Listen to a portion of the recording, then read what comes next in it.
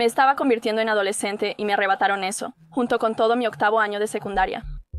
Caitlin Lassiter pensó que era solo otro día divertido en Six Flags, riendo con sus amigos mientras sus asientos subían al cielo. Pero lo que ocurrió después cambió su vida para siempre. También era completamente evitable. La torre de poder de Superman era una de las mayores atracciones en Kentucky Kingdom. Una gigantesca torre de caída que prometía pura adrenalina hasta el día de su ahora infame mal funcionamiento. Cuando se inauguró en 1995, fue la primera atracción de su tipo. Los pasajeros eran asegurados, elevados a 177 pies, y luego caían en una caída libre a más de 50 millas por hora. Antes de tocar el suelo, los frenos magnéticos detendrían los asientos en seco. Fue intenso y aterrador, aunque debía sentirse seguro. La configuración era simple. Las góndolas se alineaban alrededor de la torre, cada una con 4 personas, con los pies colgando en el aire libre. La mayoría de los pasajeros nunca pensó en las mecánicas tras la emoción. Cada carruaje estaba sujeto bajo rieles de acero aferrado al exterior de la torre como dientes. Sobre ellos estaban los coches de captura, conectados por cables de acero hasta la cima. Estas máquinas llevaban a los pasajeros al cielo. Al iniciar el viaje, los coches de captura descendieron y se engancharon a las góndolas. Luego comenzó el ascenso. Lentamente, de manera constante, los asientos se subieron más alto. 100 pies, después 150. El ruido del parque se desvaneció, y luego, nada. Solo un segundo de silencio sin peso. Eso es cuando se soltó el pestillo y comenzó la caída. En 2007, el paseo recibió un cambio de imagen. Nueva pintura y su tema de superhéroe. Pero meses después, la torre de poder de Superman cerraría para siempre. Eso es debido a lo que ocurrió el jueves 21 de junio. Como muchos adolescentes, Caitlin Lassiter era despreocupada y emocionada. Ese día su mayor preocupación fue decidir la primera atracción. La adolescente y sus amigos fueron directo a la torre de caída. Estaba justo cerca de la entrada, difícil de perderse. Después de la emoción de su primer viaje, volvieron a la fila para una segunda ronda. Fue cuando Caitlin Lassiter cambió de asiento. En el primer viaje ella estuvo en medio, pero ahora se movió al extremo izquierdo. Una decisión inocente que cambió la vida de Caitlin Lassiter para siempre. El viaje comenzó su ascenso al cielo. Las chicas reían, bromeaban y se empujaban. Y luego sintieron un golpe violento, un chasquido como un látigo rompiendo el aire y luego el olor a humo. La risa se detuvo. Los gritos comenzaron. ¡Ayuda! ¡Vamos a morir! Ninguno de los jinetes pudo verlo claramente, pero uno de los 3 cables de acero en el lado derecho de la torre acababa de romperse. A unos 40 pies del suelo, el cable roto cayó y golpeó el coche del paseo, golpeando a Caitlin Lassiter en la cara, partiendo su labio y sangrando su nariz. Los pasajeros gritaron para detener el paseo, pero el operador, en vez de presionar el botón de emergencia, llamó por teléfono a la línea de emergencia del parque. El paseo continuó subiendo. Abajo comenzó a reunirse una multitud, observando con confusión. En el aire, el cable cortado se enredó en los pies de Caitlin Lassiter mientras subían más alto. Al acercarse a la cima, se volvió hacia su amigo, con quien había cambiado de asiento minutos antes, y le susurró: «Te amo». Pensó que era el final. Y luego se soltó el pestillo. La góndola cayó. Mientras caían, el cable se apretó como una soga alrededor de las piernas de Caitlin Lassiter. La fuerza era increíble. Cortó a través de sus piernas inferiores, amputando ambos pies y destrozando su fémur. Sus amigos, aunque en shock, tenían cortes y moretones leves, pero estaban ilesos. Caitlin Lassiter recibió toda la fuerza del accidente. Paramédicos llevaron a la adolescente al hospital rápidamente. Sus lesiones eran catastróficas, pero aún estaba consciente. Después la trasladaron en avión a un centro médico en Nashville, donde cirujanos trabajaron toda la noche para salvar lo posible. Mientras tanto, los investigadores cerraron la torre de poder de Superman y plantearon la única pregunta que nadie en el parque podía responder. ¿Qué salió mal?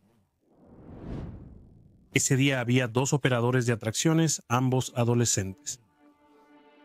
Un operador principal manejando los controles y un asistente para caminar alrededor y verificar las restricciones de seguridad. Ambos veían bien la zona donde estaban las chicas. Después de que el asistente presionó los botones de sección lista y habilitación de paseo, el operador principal presionó enviar para iniciar el ascenso. Cuando el cable se rompió, el asistente gritó al operador de los controles para detener el paseo. Y eso es exactamente lo que debería haber sucedido. Si algo sonaba mal, se requería que el controlador del paseo presionara el botón de emergencia inmediatamente. Pero se gastó un tiempo invaluable llamando a la línea de emergencia. La señora al teléfono dijo que era normal que los pasajeros gritaran, pero yo le respondí que esta vez era distinto porque todos lo hacían. Finalmente, el operador principal de hecho activó el botón de parada de emergencia, cortando toda la energía del juego. Pero esto ocurrió exactamente o casi exactamente cuando se liberó la góndola. En este punto, el juego comenzó a caer, y detenerlo fue imposible. Los investigadores hallaron algo escalofriante al reconstruir la línea de tiempo. Transcurrieron 10 segundos entre la ruptura del cable y la caída.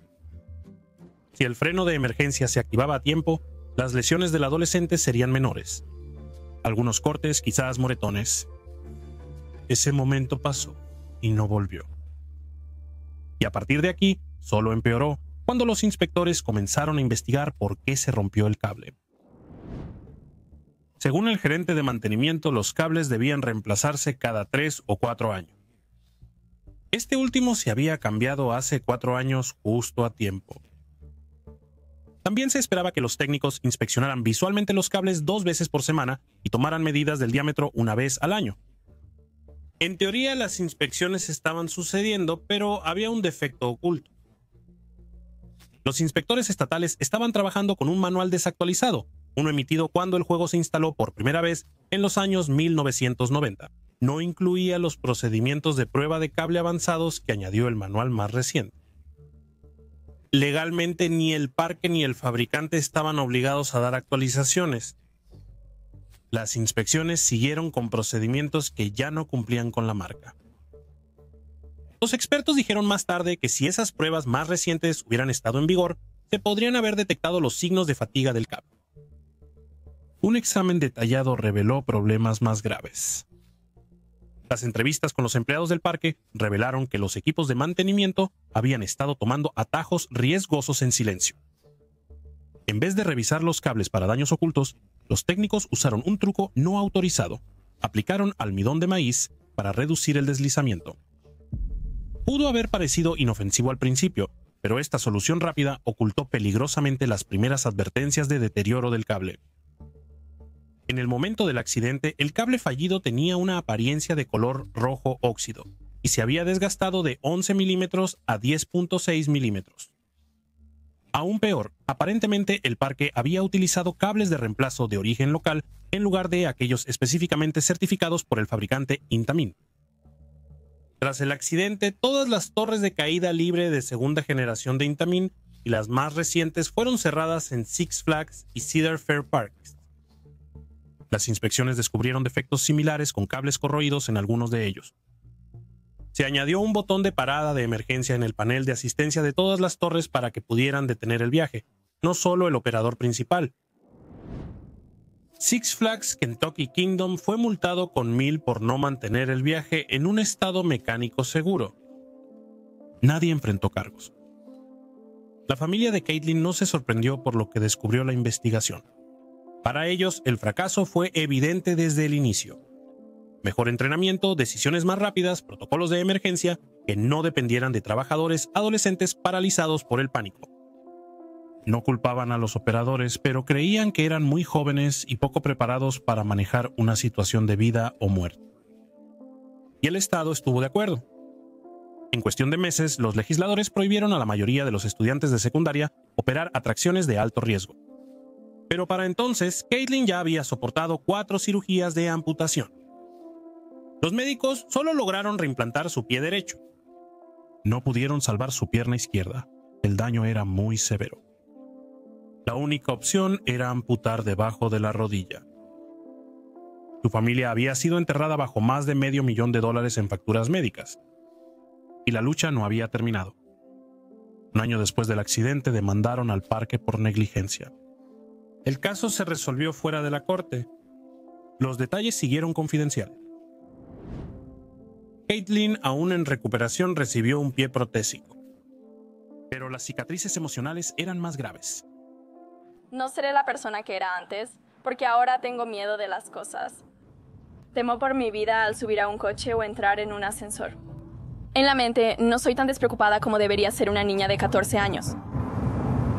Y eso realmente apesta, me quitaron eso. Mientras se recuperaba, Caitlin y su familia empezaron a exigir un cambio. En ese momento, el gobierno federal solo regulaba las atracciones móviles, como las que se ven en ferias y carnavales. Las atracciones permanentes, como la que lesionó a Caitlin, eran reguladas por los estados. El resultado, un mosaico de leyes de seguridad sin supervisión federal ni sistema nacional para rastrear lesiones en atracciones. Los Lassiters respaldaron la Ley Nacional de Seguridad de Atracciones, que buscaba dar a la Comisión de Seguridad de Productos al Consumidor autoridad sobre todas las atracciones, incluso en grandes parques temáticos. Si se aprueba, crearía estándares consistentes en todo el país y garantizaría que los accidentes graves no desaparecerían en el silencio de estado por estado. Pero la industria no escapó ilesa. Tras el accidente de Caitlin, los visitantes de Six Flags bajaron un 9% en los meses siguientes.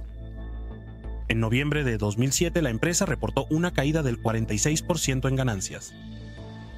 En cuanto a la otrora icónica Torre de Poder de Superman, bueno, nunca volvió a los cielos después del incidente y fue desmantelada antes de la temporada de 2008.